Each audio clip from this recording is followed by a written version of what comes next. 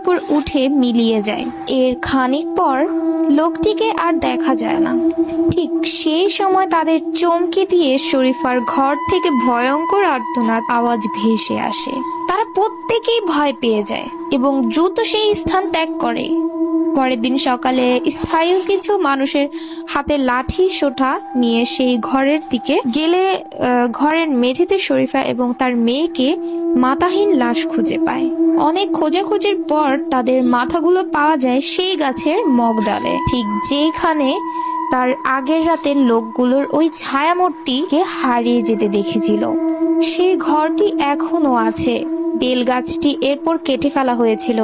শোনা যায় বেলগাছটি কাটার পর নাকি সেই মাটির নিচ থেকে একটি বস্তার ভেতর থেকে একটি কঙ্কাল উদ্ধার করা হয়েছিল। তো আজকের গল্পটুকু এইটুকুই।